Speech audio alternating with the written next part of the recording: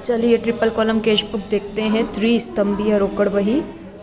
तो आपके सामने क्वेश्चन है। इस क्वेश्चन को आप सबसे पहले कॉपी में उतारिएगा, इसके बाद आगे का वीडियो देखिएगा क्योंकि मैं ट्रांजैक्शन के साथ साथ एंट्री समझाऊंगी। चलिए देखते हैं। सबसे पहले आपको ऊपर हेडिंग डालनी है इन द बुक्स ऑफ, जिसके भी पुस्तकों में आप बना रहे हैं उनका नाम लिखना है। Then triple column cash book, debit side लिखना है। उसके बाद जो है आपको right hand side credit side लिखना है। ट्रांजैक्शन स्टार्ट करते हैं। आप देखेंगे तो ट्रिपल कॉलम कैश बुक में तीनों कॉलम आ चुके हैं। कैश कॉलम भी आ चुका है, बैंक कॉलम भी आ चुका है और एक डिस्काउंट कॉलम भी आ चुका है। तो हमारा ईयर दे रखा है 2017 और 1 मार्च की एंट्री है। Brought cash for starting business, मतलब यहाँ व्यापार प्रारंभ किया है कैश से। तो अब आपको पता है जब भी बिज़नेस में कैश आता है तो हम जनरल एंट्री क्या करते हैं, कैश अकाउंट डेबिट, क्योंकि कैश जो है बिज़नेस में आया है इसलिए डेबिट हो जाएगा और कैपिटल अकाउंट क्रेडिट होता है। तो आप यहाँ पे आप भी क्या करेंगे, कैश कॉलम को क्या करेंगे, डेबिट करेंगे। दैट मीन्स कैश कॉलम के डेबिट साइड में एंट्री करेंगे टू कैपिटल अकाउंट और सामने कैश कॉलम में लिखेंगे 10,000। कॉलम का ध्यान रखिएगा क्योंकि कैश आया है इसलिए कैश कॉलम में ही एंट्री करनी है।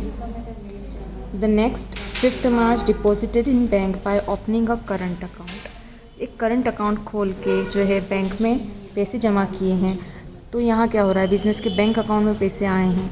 तो बैंक में अगर पैसे आ रहे हैं बिज़नेस के तो obviously debit what comes in, इसलिए बैंक अकाउंट भी क्या हो जाएगा, डेबिट हो जाएगा।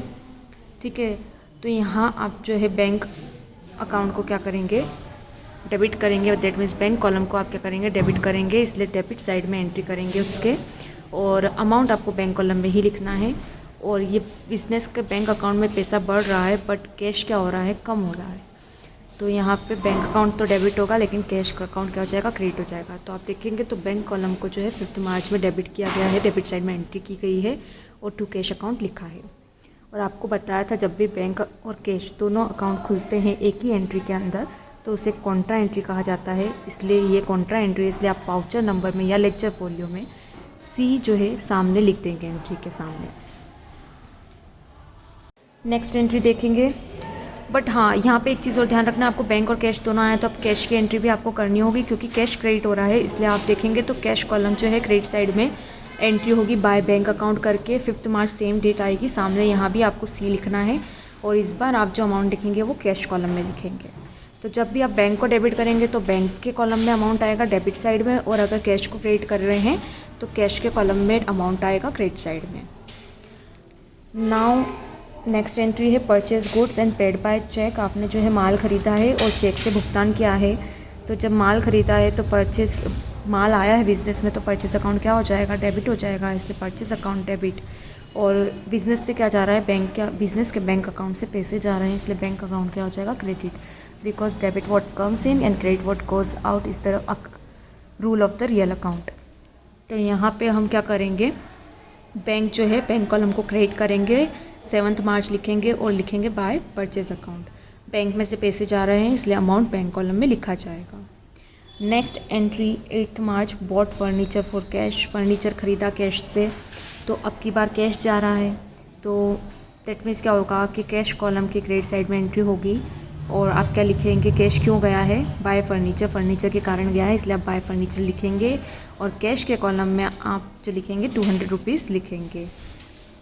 Next entry 10 March sold goods for cash. ठीक है, आपने माल बेचा है और आपको रोकड़ मिला है तो आप अब की बार आपको कैश मिल रहा है तो कैश क्या हो जाएगा, डेबिट हो जाएगा। तो आप कैश कॉलम की डेबिट साइड में एंट्री करेंगे। ठीक है, और क्यों मिल रहा है, ये कैश क्यों आ रहा है, सेल्स के कारण आ रहा है इसलिए आप यहाँ क्या लिखेंगे, टू सेल्स अकाउंट लिखेंगे। और कैश आ रहा है इसलिए कैश कॉलम में एंट्री की जाएगी। 12 मार्च देखते हैं तो cash received from Ramlal. Ramlal से जो है रोकड़ मिला है और हमने उसको डिस्काउंट दिया है। अगेन यहाँ रोकड़ मिला है, कैश रिसीव हुआ है, तो जब भी कैश रिसीव होता है तो डेबिट होता है। तो अगेन हम कैश कॉलम के डेबिट साइड में एंट्री करेंगे। ठीक है, और क्या ये कैश हमको किससे मिल रहा है, रामलाल से मिल रहा है इसलिए 12 मार्च में सामने लिख देंगे हम टू रामलाल। अब रामलाल को जो पैसा मिल रहा है वो तो आपने 775 रुपीज़ कैश कॉलम में लिख दिया, साथ में हमने जो डिस्काउंट दिया है वो भी आपको डिस्काउंट कॉलम में लिखना है सामने 25 रुपीज़ कि 25 रुपीज़ हम क्या कर रहे हैं, डिस्काउंट भी दे रहे हैं। डिस्काउंट जब देते हैं तो वो एक तरह का जो है एक्सपेंस माना जाता है या एक तरह का नुकसान माना जाता है। And all the expenses and losses are debited, that's why the discount column is also debited with the discount amount.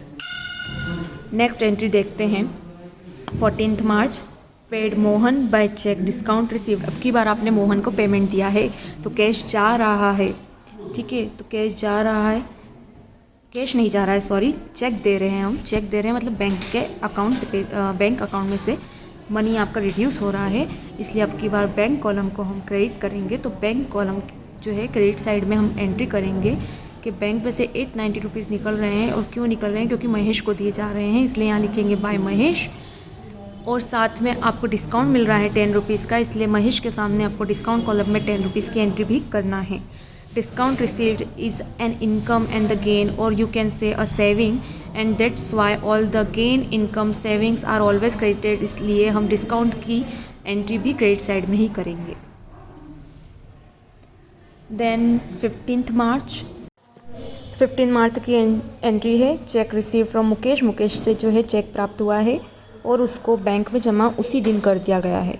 तो यहाँ बिजनेसमैन तो यही मान के चलेगा कि उसने चेक जमा कर दिया है तो उसके बैंक अकाउंट में पैसे आ जाएंगे 1000 रुपीज़, तो बैंक अकाउंट यहाँ डेबिट हो जाएगा, ठीक है, इसलिए हम बैंक कॉलम के डेबिट साइड में एंट्री करेंगे, ठीक है।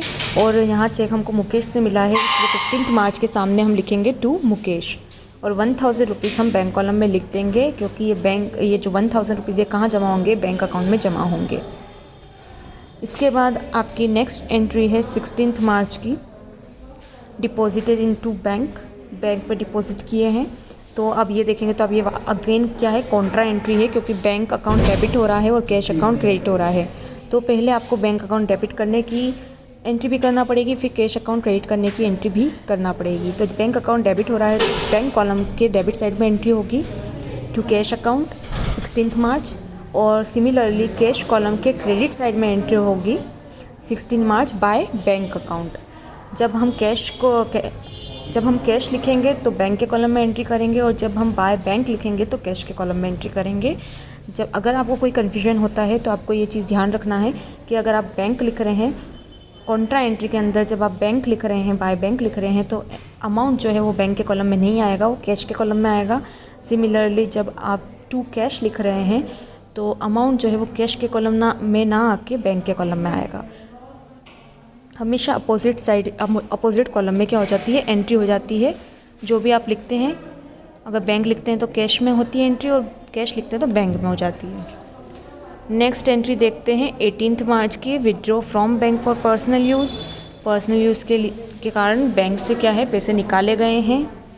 तो पर्सनल यूज़ है मतलब ड्राइंग है, तो ड्राइंग अकाउंट डेबिट होता है, drawing account debit to bank account, क्योंकि पैसे जो है बैंक में से जा रहे हैं। तो बैंक कॉलम अगेन क्या होगा, क्रेडिट हो जाएगा। और क्यों क्रेडिट हो रहा है, क्यों बैंक में से पैसे निकल रहे, बाय ड्राइंग, इसलिए आप साथ में बाय ड्राइंग लिख देंगे। एंड क्रेडिट साइड में बैंक कॉलम में 300 रुपीज़ आप लिख देंगे।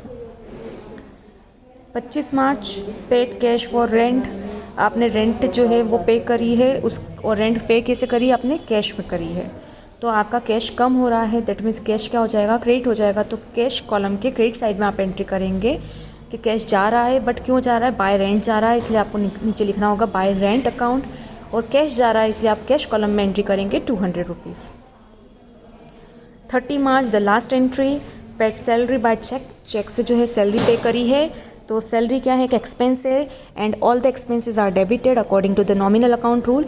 तो सैलरी अकाउंट को आप क्या करेंगे, डेबिट करेंगे, और कैश आपका बैंक से पैसे जा रहे हैं तो आप बैंक कॉलम को क्या करेंगे, क्रेडिट करेंगे। तो बैंक कॉलम के क्रेडिट साइड में आप एंट्री करेंगे, और बैंक कॉलम के अंदर आप अमाउंट लिखेंगे, और क्यों जा रहे हैं पैसे, बाय सैलरी, सैलरी के कारण जा रहे हैं, इसलिए सामने आप बाय सैलरी अकाउंट लिखेंगे। ये सब होने के बाद आपको क्या करना है, 30 मार्च तक की एंट्रीज़ को, क्रेडिट साइड की सारी एंट्रीज़ को आपको टोटल करना है। देन आपको डेबिट साइड की जितनी भी एंट्रियाँ हैं 16 मार्च तक की, उन सबको भी टोटल करना है, एंड क्रेडिट साइड का और डेबिट साइड के टोटल को आपको माइनस करना है। जो बैलेंस आएगा उस बैलेंस को हम जहाँ भी डिफिशियंसी होगी, अगर क्रेडिट साइड में डिफिशियंसी आपको दिख रही है, कमी दिख रही है, तो आप क्रेडिट साइड में उस बैलेंस को लिखेंगे, और अगर डेबिट साइड में दिखती है तो डेबिट साइड में। इस क्वेश्चन के अंदर क्रेडिट साइड में डिफिशियंसी है, कमी है, इसलिए बाय बैलेंस कैरिड डाउन जो है क्रेडिट साइड के अंदर लिखा गया है। कैरिड डाउन का मतलब होता है कि हम उससे बैलेंस को नीचे ले जा रहे हैं, मतलब नेक्स्ट मंथ ले जा रहे हैं। इसके बाद आपको टोटल करना है। टोटल करते समय आप ध्यान रखिएगा कि नीचे डबल लाइन आएगी, ऊपर सिंगल लाइन आएगी, और बैलेंस का आप ये ध्यान रखिएगा कि कैश और बैंक कॉलम का हम बैलेंस निकालेंगे, बट डिस्काउंट कॉलम का कोई बैलेंस नहीं निकलता है।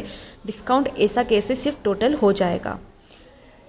इसके बाद हम नेक्स्ट महीना जब ट्रांसफ़र करेंगे तो आपको डिस्काउंट का बैलेंस, डिस्काउंट का कोई बैलेंस तो है नहीं, इसलिए आप ट्रांसफ़र नहीं करेंगे बैलेंस। आप सिर्फ किसका बैलेंस ट्रांसफ़र करेंगे, कैश का और बैंक का बैलेंस ट्रांसफ़र करेंगे, और महीने की फ़र्स्ट डेट डाल देंगे, नेक्स्ट मंथ की फ़र्स्ट डेट। ये जो ट्रिपल कॉलम कैश बुक 3 स्तंभीय रोकड़ वही हमने देखी है, ये आपके सिलेबस में नहीं है, बट ये मैंने आपको समझाई है फॉर योर नॉलेज। फिर भी अगर आपको कोई डाउट है और आपको कुछ पूछना है तो आप मुझसे पूछ सकते हैं।